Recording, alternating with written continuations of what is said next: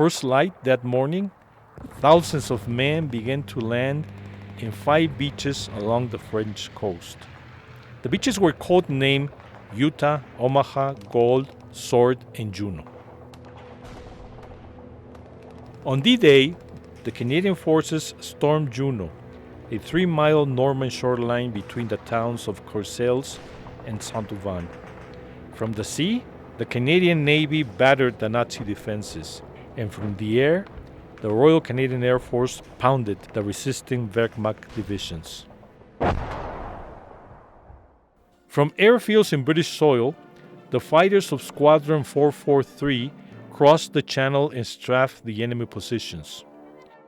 One of those Spitfires, identified with the numeral 21S MK607, was in charge of Flying Officer Luis Pérez Gómez, a 20-year-old scion of a traditional family from Guadalajara, the beautiful capital of Jalisco, a Mexican state on the Pacific coast. How did this Mexican boy come to be a Royal Canadian Air Force pilot in the colossal campaign we know as Operation Overlord? This is a story I aim to tell in Mexican Eagle, Canadian Wings. Luis Pérez Gómez was shot down by the Luftwaffe over Cannes in the evening of June 16, 1944. That is 10 days after D-Day. His Spitfire crashed in the fields near the small town of Sassy. Some villagers went to the plane, pulled his body from the wreck, and took it to their local cemetery in the Catholic Church in the center of town. They buried the remains of Luis and had the precaution to inscribe a French name in the grave to protect it from the retreating Germans or perhaps from some Gestapo officers in search of information.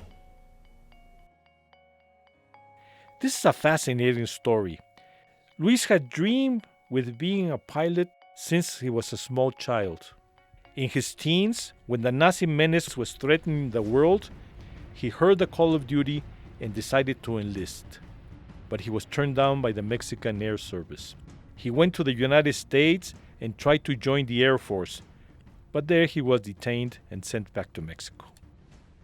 Undeterred, he traveled to the Canadian capital and enrolled in the Ottawa Technical High School. Shortly after, he was accepted in the air training program and eventually earned his wings of the Royal Canadian Air Force. You will agree with me when I say that Luis was no ordinary teenager. When he left Mexico for Canada on a long and difficult trip, his English was very poor, he barely had any money, he traveled alone, and there was no one waiting for him in that foreign land. Luis succeeded in making his dreams come true because of sheer grit and determination. He was a bright student, without doubt, and his instructors at the flying school coincided that he was a perfect candidate for a fighter pilot. While in Ottawa, as I've said before, in the Ottawa Technical High School, he lived in the Glebe. And living in the Glebe, one day, he was invited to a community gathering. And there, in that gathering, that party, he met a 16-year-old beauty named Dorothy O'Brien. Luis and Dorothy fell in love and became inseparable. They had precious little time. They were together on New Year's Eve 1944 at the Canadian Grill in the Chateau Lauriel.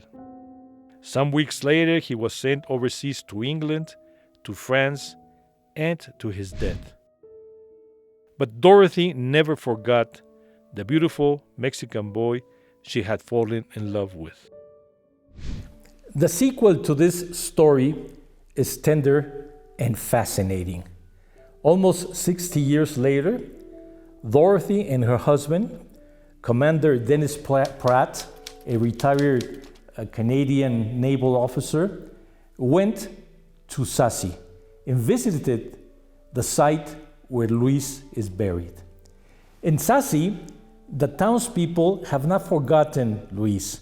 He is known as La Virtud Mexicana, and his memory is cherished with the graciousness that Normans have for the Canadian liberators.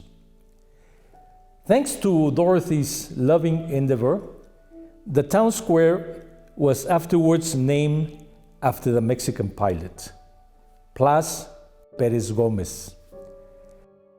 Sometime afterwards, by now a widow, Dorothy traveled to Mexico and actually met Luis's family, half-brothers, cousins, and so forth.